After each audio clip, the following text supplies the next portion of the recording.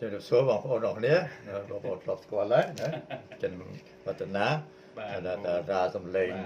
មាសមួយដែរសំឡេងមាសគាត់មិនលើកទេតែខ្ញុំលើកកំងទៅកុំឲ្យថៃគួយដូចយើងអេលើកខ្លួនឯងខ្ញុំអរគុណលោកគ្រូតែមិនមានទទួលទេតែដល់ឥឡូវគេមិនដែរណាគេលើកតាមជាងអេណាគេឡើងចដើយន្តបាទកន្លែងណាមានភ្លើងទៅដល់ហ្នឹងហើយបាទចឹងនេះជាលើកទី2ហើយដែលលោកវឌ្ឍនាគាត់មកជិតយកមិនใช่លើកទី2ទេណាបាទគ្រូបាទហើយដូចបាត់យូររវល់ក្រៅដែរ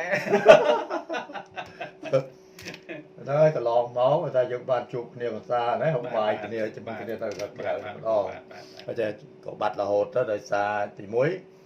ថាបត់ដែលគេតម្លាក់ឲ្យជួនកាលគេតម្រូវឲ្យទៅស្ទូឌីយោខាងណាផ្សេងៗចឹងបាទគ្រូបាទចាស់ខ្លះក៏ម្ចាស់ស្ទូឌីយោគេមានខ្លះអ្នកដែលធ្វើបត់ហ្នឹងក៏មានមិត្តភ័ក្តិជា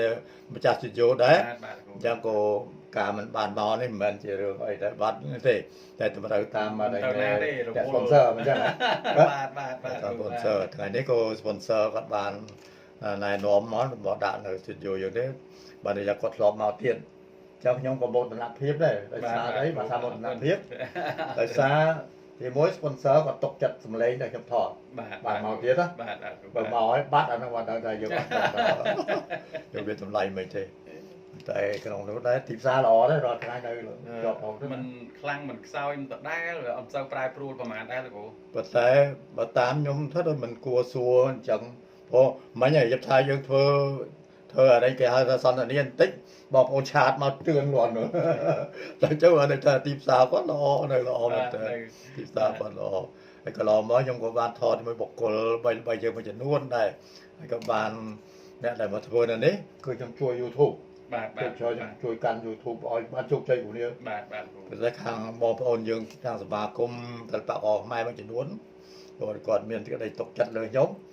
ក៏ជួយផ្ដល់បទពិសោធន៍ឲ្យគាត់ធ្វើ YouTube បានលុយច្រើនគ្នាបាទគ្រូបាទហើយលោកគ្រូជួយច្រើនណាព្រោះថ្ងៃមាន YouTube ដែរខ្ញុំមានដែរតែមិនសូវបានប្រហោះអីច្រើនបាទហ្នឹងហើយមានប្រហោះណាបើឡើយតែពួកថតឲ្យគេមិនទាន់ទៅរកគេប្រហោះរួចអស់ហើយដល់ពេលចឹងអត់សូវបានប្រហោះខ្លួនឯងបាទហ្នឹងហើយថ្ងៃនេះក៏ដែរក៏យើងសប្បាយរីករាយដែលបានជួបគ្នាមិត្តដែលរួមអាជីពជាអ្នកចម្រៀងហើយក៏មកស្វាគមន៍បរិយាស្ទូឌីយោយើងដែរអញ្ចឹងក៏សប្បាយចិត្តហើយអរគុណដល់ sponsor ដែលបានតម្លាក់បទជូនរតនាហើយជួយចាក់លើ ស្ទូឌីយោរបស់ខ្ញុំនេះដើម្បីថតបទផ្សេងដាក់ទៅក្នុង page ឬក៏ប្រើប្រាស់តាមតម្រូវការណា